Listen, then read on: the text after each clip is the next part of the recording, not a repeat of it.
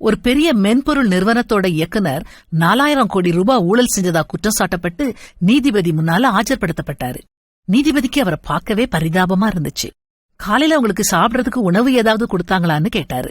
அதுக்கு இயக்குனர் இல்லங்கிறது மாதிரி தலை ஆட்டினாரு. உடனே நீதிபதி நீதிமன்ற ஊழியர்கிட்ட 4 இட்லி வாங்கி வர சொன்னாரு. இயக்குனரோட கையில பொட்டலம் கொடுக்கப்பட்டுச்சு. நீதிபதி அவரை பார்த்து, நீங்க இங்கேயே சாப்பிடுங்க, அதுக்குள்ள நான் இன்னொரு வழக்கு விசாரணை முடிச்சிடுறேன்னு சொன்னாரு. இயக்குனருக்கு 3 இட்லிக்கு மேல சாப்பிட முடியல. என்ன செய்யறதுன்னு தெரியாம பாவம் போல முழிச்சுக்கிட்டு இருந்தாரு. என்ன, ஒரு இட்லிய வச்சிட்டீங்க, அதையும் சாப்பிடுங்கன்னு நீதிபதி அவர்கிட்ட சொன்னாரு.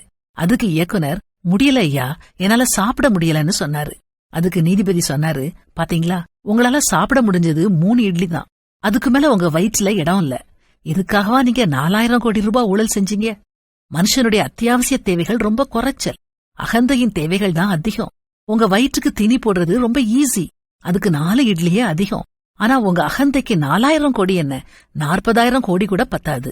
இயக்குனர் கண்ல கண்ணீர் கட்டிட்டுது. தன்னோட தவற உணர்ந்தாரு. அவர் மீதம் வச்ச அந்த 4வது இட்லி அவருக்கு மட்டும் இல்ல, நமக்கும் பல மகத்தான பாடங்களை சொல்லிக் கொடுக்குது.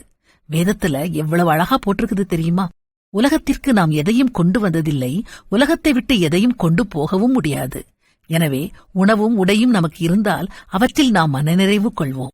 மூர்க்கத்தனமா பொருட்களை சேர்க்கும் முட்டாள்தனத்தை விட்டுருவோம். கொண்டு போக முடியாத பொருட்களை சேர்க்கறத விட இருக்கிறத பகிர்ந்துக்கிடுவோம். நாம நுழைஞ்ச போது இருந்ததை விட இன்னும் சிறப்பான நிலையில இந்த உலகத்தை விட்டுட்டு மேல போவோம். இப்படி செஞ்சா நம்முடைய உள்ளங்கள்ல மட்டும் இல்ல, எதிர்கால சந்ததியின் இதயங்கள்லயும் மகிழ்ச்சி மலரும்.